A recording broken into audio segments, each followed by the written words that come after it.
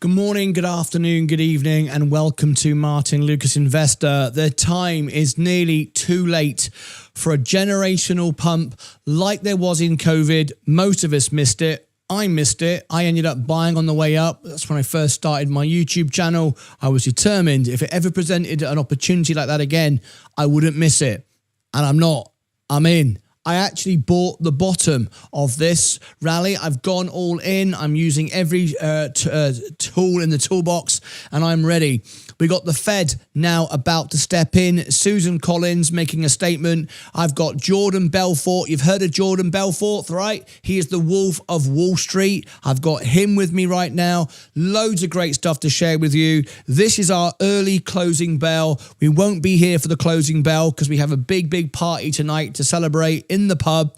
We do our live concert every Friday. The link is in the chat. This will take you directly to it. After this, we'll give everyone the chance to answer questions, support everybody. And then at the end of this, we will go to the live party tonight. You don't want to miss it. You can see it just down here, the Love event, every single Friday at 4 p.m. on the music channel. We're going to cover that. I'll put all the links in the chat, be below in the description. You'll watch this later, and I'll give you all the links above my head, down below, and everywhere else when this comes out as its main video in a short while. Okay, I'm just making it live. I got the Wolf of Wall Street, Jordan Belfort, on the show.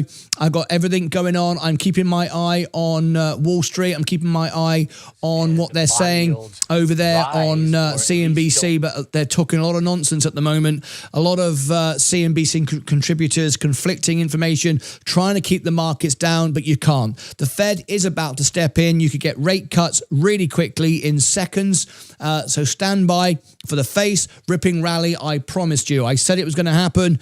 Every indicator is there other than, well, in fact, it is an indicator. The fact that hedge funds are being protected. They don't want to, we don't want people to go bankrupt, but when people short the market, well, they deserve it, right? I've always said that. If you short the market or any stock, you deserve what you get. Anyway, click subscribe and ring the bell. I'm going to keep the tickers along the bottom of the screen so you can keep all the information.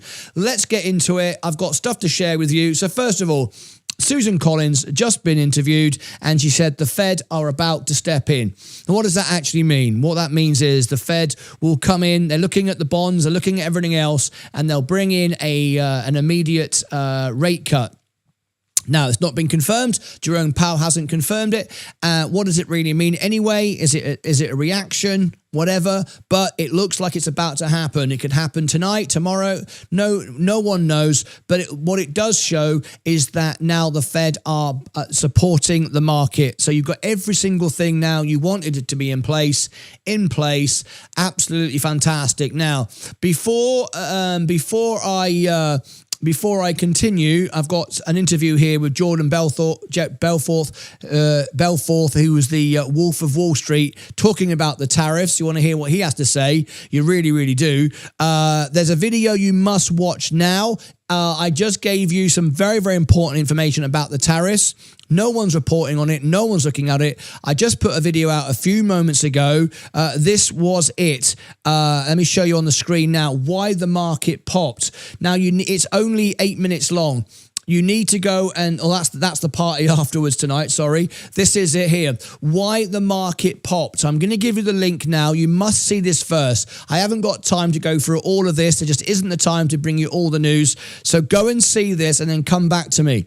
All right, I'll be here for a while. So there you go. There is that video. You must go and see it. I just reported a news story and gave the exact names, who, why, what, legal firms who are helping negotiate terms for Donald Trump in the tariffs. So that's great. Iran discussions are going on as we speak. European deals are being done as we speak. And these are the people behind it. And I explain why in a post that was just delivered from the president, so Donald Trump. So in the chat now, you've got the link. If you're watching this later, I'll also put it below so you can find it as well. But you must go and watch that. It's 8 minutes of your life, but you'll see exactly who, why, what. I've been following them on my socials, and they're all going to work. Pro bono. Someone said earlier, it's not pre bono, it's pro bono. I do apologize. I mispronounced myself. Pro bono, providing Donald Trump with free legal services to do these things. So you really want to go and check that out. No one's covering that, but that's absolutely great. So in the last few minutes, we've heard from Susan Collins, Fed ready to step in. That's great.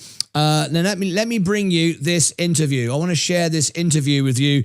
This was just a couple of hours ago. You may have seen it, you may have not, but this will tell you a lot about the way America and England looking at this situation very, very differently. And I have to say, even though I'm from England, I wasn't at all impressed with the way the British reporter went at Jordan Belfort. You can see a very difference here. And I'm English. I like all the politeness and respectability, but this looked to me quite combative. And since I've spent so much time in America, I do understand what it means when people try to be upbeat and optimistic. When in England we can be, very much looking for the negative, whereas America is constantly looking for the positive. That's one thing I do like about being in America. Anyway, I'm going to share this interview with you, and you can tell me what you think. But this is quite an important interview here. So this will tell you a lot about the way America sees and one of the greatest, craziest anyway, the Wolf of Wall Street sees the markets. Let me share this with you. Here we go. Okay. Oil we've seen on the financial market since President Trump's Liberation Day can make or break investors. The American president's Truth Social post yesterday declaring this is a great time to buy, hours before he announced he'd pause most tariffs, has prompted Senate Democrats to call for an investigation into whether any Trump associates benefited financially from prior knowledge of his plan. Today, this clip emerged of President Trump in the Oval Office discussing how people made money in the recent market fluctuations. It's important to watch this. He made $2.5 billion today, and he made $900 million. That's Charles Schwab, by the way, with the president. Well, our next guest, Jordan Belfort, the Wolf of Wall Street, was made famous, or rather infamous, thanks to Leonardo DiCaprio's portrayal of his story. The Oscar-nominated film was adapted from Now, his before memoir, you hear this, I am details going his to own make an important statement here because, as I say before, even though I'm from England, I do like professionally done journalism, and I'm not impressed with this because they talk about Donald Trump was trying to manipulate the market because he used the tag at the end. The tag is referred to as a stock symbol, a ticker, DJT, and of course his stock DJT is the same, and he wasn't referring to buy that. You'll see it in a moment. It was actually, that's his name, Donald J. Trump. But people are trying to now say, and I'm quite disappointed that a British newscaster, they're going with this line. So this is very important. Experience as a Wall Street stockbroker who later pled guilty to financial crimes. Welcome to you, Jordan Belfort. Thank you very much for speaking to us. Now, you were found guilty, as I say, of crimes related to stock market manipulation. Great way to start an interview. Has been laid at the feet of the president. Do you think that he's guilty of market manipulation? No way. Nah, it's honestly, number one, the way he released the news on social media is considered by the SEC to be a legitimate way to, disseminate information because everyone gets it at the same time. And, I saw the clip that you played, the kidding around with this guy made $900 million. Well, these people have positions in the market and they're trading back and forth all the time. I honestly think there's so much chaos right now that I think probably President Trump has got bigger problems on his mind than tipping off a few people that I just don't see it really as being a possibility in what's going on right now. So, but I think that, listen, obviously that him going out there and saying that, it's a great buying opportunity. He'd been saying that longer than that. And so would the Treasury Secretary as well, because in truth, if you go back in history, when the market is crashing, typically is the best times to buy. So I really wouldn't read too much into that. But then again, when you have the Democrats, so if Trump didn't make an announcement saying that it's a good buying, they'd be accusing him of not making an announcement. It's like, the Republicans hate the Democrats hate the Republicans. So there you go. And I just want to remind people, this was a post that Donald Trump put out, and he put a DJT at the end. And now DJT is his Truth Social stock. Again, he was saying time to buy, signed off DJT. That's his name, of course. He wasn't implying. And like Jordan says there, it went out to the world all at the same time. So that is not stock manipulation. It isn't. But I'm disappointed because I'm a proud Englishman. And this lady I normally like from Sky News. It's a very combative interview. It's very interesting. I've been in America now for a number of years, and I've seen the different way of journalists doing journalism. And I hope I've brought the best of both countries together. But this is clearly combative, finding a way to sort of, make things look bad. And it's really interesting to see the looking for the bad, England stance, and looking for the good, the American stance. I'm going to let you continue with this. But do you think it's suspicious that 4 hours before he changed the trajectory on tariffs, i.e. bringing in the 90-day pause, he made this recommendation saying that it's a good time to buy? Remember, this journalist knows nothing about the stock market. Because he'd been saying that all along. It wasn't the only time he'd said that. And Secretary Bessent had been saying that too. Like, everyone calm down. It's a really basic piece of advice that when the market is going down like that, people that are selling into the panic, it's just the worst thing you could possibly do. So I personally don't find it overly suspicious, and especially since he told it to everybody at once. So let's just say he did know he was going to do it, right? There's nothing wrong with him telling everybody at the same time. That's correct. Then it's not inside information because he's disseminating it widely. Now, if he hadn't said anything and he told 5 of his best friends that I'm going to, ease this tariff situation, you should be buying, that would be illegal. But we don't know who was privy to his thought process that he was going to change his mind and Now, this is what I've noticed, and this is really bad journalism. Normally, as I say, I'm very proud to be English and proud to the way things are done in England. But this is not journalism. This isn't trying to get information. This is obviously deciding this is bad, and I want to make it look bad. I'm really unimpressed with this. I'll call it out when I see it. If it's rubbish in America, I'll say it's rubbish. If it's rubbish in England, I'll say it's rubbish. And this is rubbish journalism. It's very obvious you have an agenda. Provide this reprieve of 90 days, do we? Right. I don't know exactly, but I'm saying what I'm saying is, though, that the fact that he said it publicly on social media, that into itself is irrelevant. Who he told, I have no idea.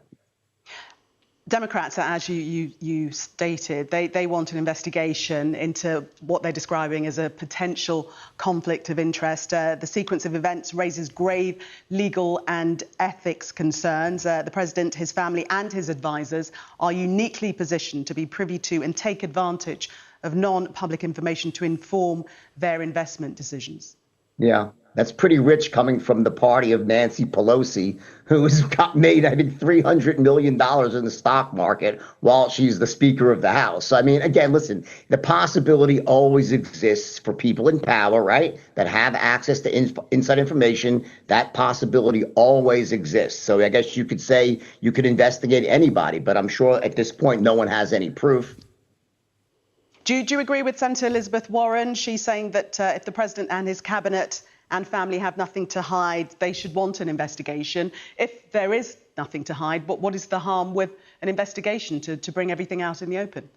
Yeah, I mean, I can't speak to, like, again, you have your politics in Great Britain. We have our politics here that are just really devilish. So anything that Elizabeth Warren says, and I'm not even saying it's just the Democrats, the Republicans are the same way. You know what I'm saying? Whatever is happening on the left, the right's going to condemn it. We're calling for This is what I've been saying all the time since I came to America. I've noticed this.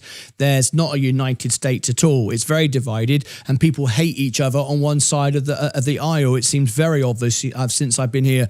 Opinion-based news, but for the first time, I am seeing an English-based news being very opinionated, clearly trying to make something look bad or trying to inject their opinion into this. I'm very disappointed. This is where we're going in England. So yeah, disappointed by this. this. You can see Jordan, American, is upbeat, wants this, looking for the positive, which I really enjoy, actually. That's one thing I really enjoy about living in America. And I'm seeing the English reporter trying to see the bad in everything rather than the truth. And that is very important. Investigations, and I try to drown out all the noise because honestly, it's all disingenuous. All they're trying to do is earn brownie points with the media and their party and to make the other side look stupid. It would really be much healthier for our country, and our country does have problems, if both sides would work together and stop trying to murder each other. It'd be a lot better. You've gone on record in support of Donald Trump's tariff approach. Did you lose any faith in him after the climb down? No, I mean, listen. I mean, again, these things are fluid situations. I think Thank you, Alex. I don't look at this for myself. I'm worried about my grandson. Seriously, the United States has got a massive budget deficit. Our spending's out of control. Our trade imbalance is of biblical proportions. It's not sustainable. So something has to change. Something's got to change, and there's going to be pain. But this is not a sustainable path we're on. And I'm very glad right now that it looks like most of the world, and I'm sure England's going to be settling with the United States too, and I think England's probably the least of the United States issues. It's China is a really big issue. They have the most out of whack economy that's so export based. They don't import nearly enough, and the stage needs to be reset. And I don't think that's going to be a pretty picture or something that's going to unwind right away. Listen, it took us 40 years to get into this problem. It's not going to resolve itself in 4 days or 4 months. You can't build factories that fast. But you were in favor of this reset, as you described it. I am in favor, yes. But Donald Trump has rode back from that now. So do you support this current path that he's taking? Well, he hasn't rolled back. He's used this as an opportunity to get everyone to the negotiating table. So I think that, we need to see what happens when the negotiations are over. What does it look like then? So I think that's, rather than rush to judgment, I would hate that. I don't think tariffs are good for anything. I don't think it's a good thing. It was a necessary thing because the global trade needs to be reset. The United States has been drained of its wealth, drained of its factories. I remember when I was a kid growing up, we manufactured everything. We don't manufacture hardly anything right now. It's insane. So you don't think, sorry to interrupt, you don't think that Donald Trump's policy, his path to negotiation was tariffs? You don't think tariff was the end point, that it really was the starting position for negotiations? I would say correct, but at the end of the day, I do believe we will end up with some countries that don't negotiate, and there's going to be tariffs in place, but it will be much better off if there were no tariffs for anybody. And also, it's not just tariffs. There's also a lot of barriers to the U.S. selling their goods in certain countries that aren't related to tariffs. I'm a believer in free trade, but it's got to. If you just tuned in, it's a very important video today. I've called this "The Fed is Ready to Step In." We've got Susan Collins from the Fed just reporting that they're about to step in. We could have interest rate cuts immediately, which would be fantastic on every level. People will start to use more margin once again, and people were buying this. We have got a rally. I promised you a rip-roaring rally today. It's happening. It's going to get bigger. We had CPI came in really low. PPI came in the best for 2 years. We've got the bottom of the Mag 7. We've got so much stuff coming down. Inflation coming down. Rates coming down. Negotiations being done. I gave you a very important video. I'm going to give it to you again now, and you must go and see it. No one's covered this on Bloomberg and CNBC. I got this directly from Donald Trump's Truth Social, and I've been following these people. I've just dropped it in the chat for you. A legal document that you look at it and you think, what's that got to do with anything? It's all legal jargon. But I read it through. This is why I said this morning, you must read the prospectus. The people that Donald Trump have just done a deal with, the legal team, are the same people I know because I follow. I have conversations with some of these people, not directly, but I know that these people are the ones behind some of the negotiations. He's putting together his team of negotiators, and he's getting pro bono for it as well. So it's not even costing any money. You need to go and see that video. I just put it out a few minutes ago. I've given you the link in the chat. We're about to get a face-ripping rally. This is fantastic. Exactly what we said would happen today. I told you at 3 o'clock in the morning it was going to happen. We got a big move. I told you the banks would do well today. The banks did. I told you my connection at Bank of America, what was happening there. All of this stuff, it's all happening. And this is an important interview here. And it's interesting because it's how a bad journalist is getting very combative and very negative, looking for the bad rather than trying to solve a solution. And rather than doing a journalism, which is asking questions, you're setting up your interviewee to look bad. And Jordan's doing a great job. And I'm quite proud of this. The way the American approach is look for the positive, and the British approach is let's look for the negative. And that is how it works in England, by the way. So, you know, I've been in America now for long enough to see the differences, and it's quite enlightening to watch this. Anyway, let's carry on. Let me just share this. That'd be fair trade. And it isn't fair trade right now. It's just simply not. Please tap the like button and share this out. Thank you. It's not, and as I said, it's not going to be a pretty picture. There's going to be pain. But what path we were on before is simply unsustainable. It had to change. And are you happy for American consumers to feel that pain? Because they're the ones that are going to lose out. I don't know how much pain American consumers are going to feel. That remains to be seen. Okay, right now we just had a good inflation report today, and again, I think that you need to give the president a chance here because okay, maybe there is pain, but as I said, I'm more worried about my grandchildren and my children who I hope we still have a country that actually is fiscally viable because the path that we're on right now is not sustainable. So yeah, there's got to be pain, and everyone's got to share in it. Everyone in the country is shared in the boom times where the stock market can't always go up. It's got to go back down sometimes too, right? So, I mean, it's not just a world that's all full of roses and rainbows. There's pain too. I wish that no one felt pain, but it's not a reality. People are going to feel pain sometimes, but I think the U.S. is still an amazing place to live. It's still a great economy, and I think we'll come out of it strong. You're saying that you're not sure whether Americans will feel pain. Industry commentators are saying that an iPhone, for example, could end up costing consumers more than $3,000. And that is absolutely ridiculous. I've already looked into those numbers. That was the information banded around that I even mentioned a few weeks ago.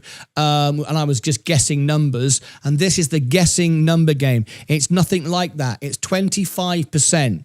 So think of that for a moment. If it's $1,000, that's $1,250, not $3,000. Very disappointed. I like Sky News. I like British journalism.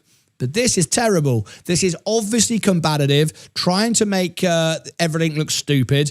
And we're not paying $3,000 for an iPhone. And I'm pretty certain when I watch this, Jordan will say nobody's going to pay $3,000 for a phone. It's silly that she's even saying it. Clearly has no understanding of the economy. Just a journalist, and a bad one at that. Should that burden be placed on consumers?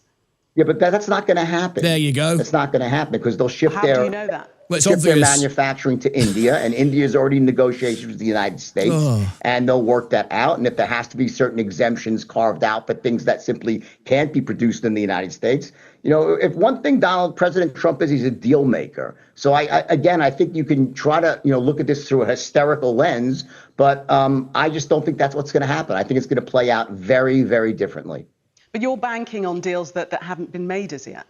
You're talking about India and deals being made there, and that is not the current situation. Well, that's why they're in negotiations now. Isn't this a silly interview? This woman's looking really bad. Not impressed. And the outcome of those negotiations, you believe, will be deals with India, and there'll be a decoupling from China?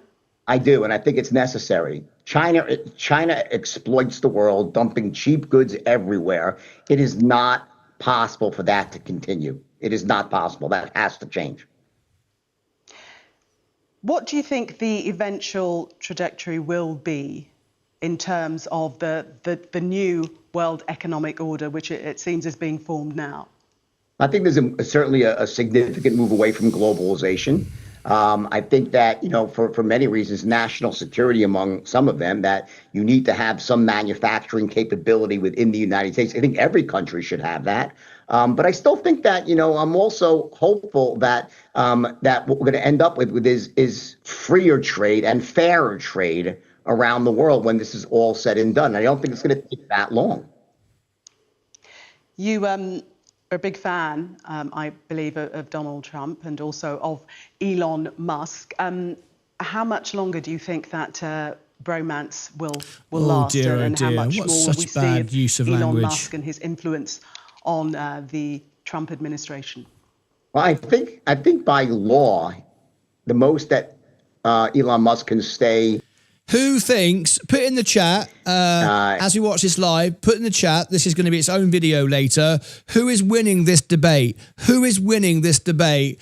Jordan or the lady? I'm not sure of her name, I do apologise. Just put man or woman, okay? Who's winning this argument? Man, if you think Jordan's winning, and lady, if you think the lady's winning. I think this is terrible, and as I say, I'm from England, and I like the Britishness, but this is unbelievable. This is really bad journalism. I think Jordan's winning. I'd love to see what you think. Put man in the chat or lady. I'm not sure what the lady's name is. In the White House doing what he's doing is 175 days total. I think that's the limit. And I'm not sure how many days, or maybe, 100 days in. I don't think it can last that much longer because he would have to leave. But I think that, I love what's being done because I just think it's the amount of abuse and waste and fraud is just, it's absolutely insane. It's really just when you see it, it's almost hard to believe. And the computer systems that are used in the United States, I don't know how it is in Britain, if it's different, but everything is so outdated. None of the systems talk to each other. So again, I think this is just, it's a great thing that's happening. Every president, Obama talked about doing it. Clinton tried it. So this is not a new idea to try to make the government more efficient. And, if you look at the team of people that Elon Musk pulled together, he might leave, but he's leaving behind a team of some very seasoned business people that really care about the country, that want it to, run in a more efficient, effective way. It runs inefficiently right now. It's when you see some of the stuff that's going on, it's insane. Thank you so much for speaking to us, Jordan Belfort, former. There we go. What do you think of that? Anyway, I thought that was important to add to what I was talking about today. We're going to end this show in just a few minutes' time and send you to the sellout, packed out night in the pub tonight. You're going to join me on stage for a great night. It's going to be our best one ever by such a long way. I'm very, very excited about it. Let me just pause that just for a few moments. Okay. So I'm interested to see who you thought won that argument. I thought it was Sky News right now are kind of unprofessional. Yeah, I agree. I think that was obviously some personal attack. God knows why. You're not going to pay $3,000 for an iPhone. I don't know what the hell that was all about. But very disappointed by that journalism. But I thought it was important. The purpose of today's show was to talk about Fed ready to step in and why the market just popped. Now, if you missed it, I'm going to give it to you again. If you're going to watch this later on a video, this is what you must see. You must go and see this. Here is the video. There you go. You must go and see that. It's 8 minutes long. I show you a full document. I read it all out. Very, very important document. Just come from Donald Trump about the team he's put together to give him pro bono legal representation. And these are the same people. This is the bit that everybody missed.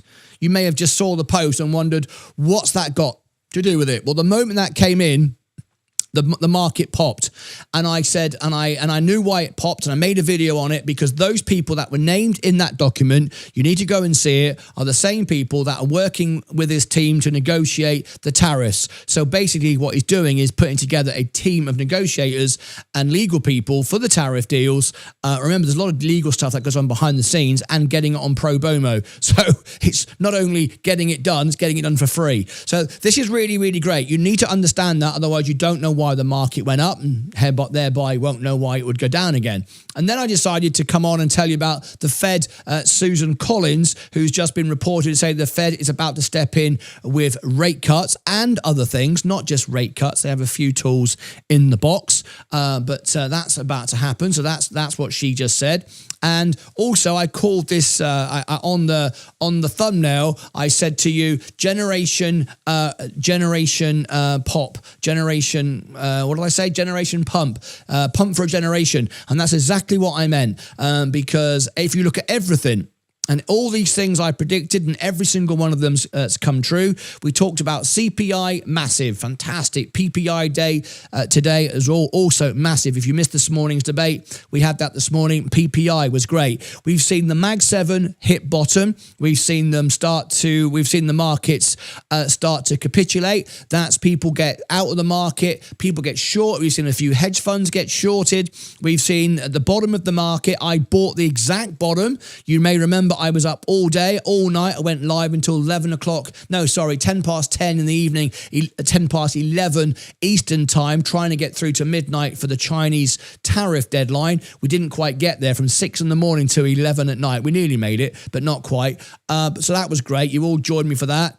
And we've been digging the ditches. We've renegotiated our margin. We've gone all in. This is a generational moment, and we missed it in COVID. At least I did. Most people bought the rally on the way out. This time I bought on the way into it, and that's why we're up so much. That's why my portfolio is up so much today, and that's just on the S&P. We've already had a $36,000 day a couple of days ago. A swing of 36 grand. I've told you I've got a swing of $60,000 coming. It's a generational opportunity. It's not advice, not telling you what to do, but this is what I'm doing. All the signals are there, all the signs are there, and I am ready. So there you go. Do as you will with this. Now, let me just go to a few comments in the chat. If you'd like to make a comment, I will put if you are a member, I will put your comment on the screen. We are in members only mode now all the time because I can't possibly do all the comments for a general public audience. We've got to focus on the real investors, and all the members, of course, are investors. This is what happens when you're on a script. Just look at when they grill the Prime Minister like crazy. I don't mind, but challenging the Prime Minister is different. Jordan Belfort isn't the Prime Minister, is he? He's not a voted politician. He's your guest on the show talking about the stock market in the US. You're not grilling him. You're asking him his thoughts and opinions, not challenging. That's not good reporting. That's combative. It's unprofessional. It shows lack of understanding. Also shows a lack of knowledge on the stock market as well. It's a lack of respect to the expert they have invited on. Exactly. You don't invite somebody on who's an expert in a subject and basically try to smash them down. That's just ridiculous. That's a terrible way to go. So there we go. Even her face showed disrespect as she talked. I agree. It was terrible. The man won. The strong man DJT said Alex, I'm not a fan of Trump, but I think Jordan knows what he's talking about, not taking sides though. Yep, Jordan was not a good person. Absolutely right. Not saying Jordan was a good person. If you've watched The Wolf of Wall Street, you will know Jordan was the very opposite of a good person. The stuff that he did, you've just got to go and watch the film. It's an incredible film. It's actually it's famous for having the most F words in one film. It's literally every other word is F. It's a funny film. It's very entertaining. But yes, Jordan Belfort is not a good man at all. He's broken many laws, abused lots of ladies, taken lots of drugs, and done lots of things really badly. However, he's the guest on your show. You've invited him on, treat him with respect, and that was a very bad interview. But we learned a lot about the way Britain sees the tariffs, and that's why I shared it with you. America will have enough manufacturing that we can farm some work out to prisoners in El Salvador. Boston Fed resident Susan Collins told Yahoo Finance she expects the central bank to hold rates where they are for longer due to economic uncertainties triggered by Trump's tariffs. That was yesterday. Today, in the last half an hour, she has said they are ready to step in. And I quote, ready to step in the last half an hour. I wouldn't have said it otherwise, but it may still be inappropriate to cut toward the. But it still may be appropriate to cut toward the end of the year. Well, that isn't. That was old news. That was old news. We expect a cut. In fact, we don't expect a cut. We know we're going to get a cut on the next meeting, if not before. 1.6 up today. Congratulations. Let's have a look. Some people might not like Trump, and that's okay, but he's only American president doing what's right for America, says Alpha. Raging Gun. 6.3 up today. Looking forward to the other 9% in my total account. I agree that she looked upset, though. Yes, she did. She looked like she's paying $3,000 for an iPhone. It's very unprofessional. Ameritech Holdings. Ameritech Holdings. Alex Hunt, I don't know what you mean. What is your comment? Lovely to have you back as a member. Thank you very much for being here. Raging Gun, let's go. Agree, Alex. I bought more when it went down yesterday, and I'm gaining more on the cheaper shares that I bought. The boom happens soon. Yes, it does. Trust Trump, says Matt Dillon. Buy Tilray at Fubs. I wouldn't do that. I don't think that's a good idea. Sorry, but I just don't. That's up to you, though. I respect that. Earlier lost signal. No worries at all. Don't worry about that. We understand you lost signal. You were out and about in Cornwall. He was a schemer. Yes, he was. He wasn't a good person. I'm not saying he was. Love to hear the Peckman. Congratulations. She looked mad and mean. I totally agree. She did, and I was very disappointed that that was the style of journalism. Very disappointed. I always say it where I see it. I remember I was on a cruise ship, and an Englishman got on the cruise line, and he was from Manchester. And like every town, every city in England, we have good people, we have bad people, we have clever people, we have uneducated, we have clean, we have very dirty, we have a whole array of people, as does every country. And this was the person at the bottom of the pile from England. He was from Manchester. Nothing wrong with Manchester, of course. I love Manchester. Lots of friends from Manchester. But this person was at the very, very lowest. And I was so embarrassed. They got on the cruise ship and started shouting and swearing at the people that were trying to help them on the cruise ship. And I was so humiliated. I said, let me help. These are English people. And I stepped in and said, guys, be polite. A real, the sort of people I'm talking about, really rough, ignorant, rude, offensive people that every country has. And I was so ashamed. I said, I do apologize. This person does not represent my country. This is the sort of people that we don't even look at in England. This is just a really rough, bad person. And I'm terribly sorry. And they just were horrible. So English, American, any country, up, down, left and right. If you're bad, you're bad. It doesn't matter. We call it out. And that was a bad journalist. I didn't like it, so I'm saying it for what it was.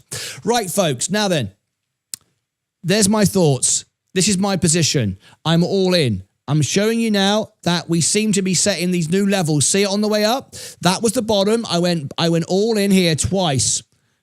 Then we got the CPI, then we got the PPI, and now we're building. If this does not look like a bottom to you, if you don't believe in the PPI, the CPI, the Fed rate, the inflation, everything else, the earnings reports, the banks all reported this morning, not all of them, but the big ones, all good, fantastic. Then Jamie Dimon says, oh, it's all bad. And then we had Larry Fink, oh, it's all bad, after they just had great earnings.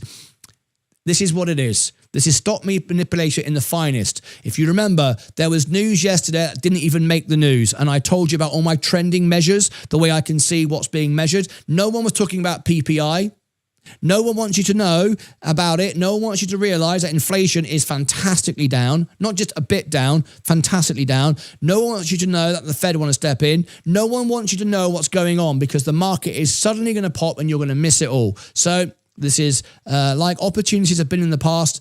You got to be ready for it. You got to be in. You got to stay in. You got to know what you're doing.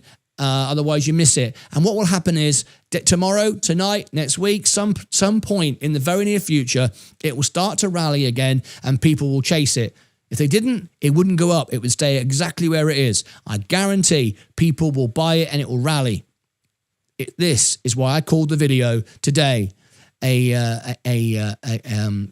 what was it called? What was the thumbnail called? I can't even remember now. It was a pump for a generation. I believe it. So there you go. I hope you've enjoyed this live stream. I'm going to get off now. I've given you the link tonight for the party. We're not going to go to the extra channel. We could do that, but we're not, because we're going to have a sellout crowd tonight in the pub. We've already got 22 likes on an event that doesn't even start for a couple of hours. So there you go. There's a look. People are already liking. It might be more if I refresh the screen. Shall I have a little look? Let me give you the link. It's pinned in the top. We're going to go straight there now. And I said the first few people that do a request get a free song. There's no ads. There's no membership. It's all free. I do the concert for free, and it's called Our Love Event. And it's a wonderful evening. You can make requests. And like I said, the first few will be free. We've already got an amazing request for Mr. One of our dear friends who lost his daughter, who wants Angel. So we're going to get that. That starts at 4 p.m. Central. It'll tell you what time it is in your time zone. We're going to go there right now. So thank you very much. It's been an amazing week. Thank you for being with me this week. It's been an incredible week, an absolutely incredible week. I hope you found the bottom with me. I hope you're in. I wish everyone the best of luck. I will see you back in 2.25 hours in the live pub. Call in, be on it, be part of the show. It's going to be a great night, and I'm looking forward to it. Make sure that if you're on a big screen, you invite your friends round to come round, or if you've got friends that can't come round, text them the link under the video and say, hey, tune in, you can join us, because we're going to have a party tonight. We've got a big surround sound. It's in 4K surround sound, and you can text them and they can get the link. They can be watching with you anywhere in the world, and they can have their names on the screen, and you can be talking to each other on the screen across the world, making requests, maybe birthdays, celebrations, anniversaries, cheering each other. You can even call in and be side by side. It's an amazing live interactive experience, and I think you'll enjoy it. I'll give everybody the links above my head, above here, down below in the description, also pinned in the comments down here as well. And over here and over here, just over here, I'll put the links as well. So join me tonight. It's going to be amazing. Have a wonderful evening. It starts now. It'll take you right there. Enjoy that, and I'll see you back on Sunday with Sensei and back on Monday. Until then, the Extra Channel is live 24/7. Take care of yourselves and each other.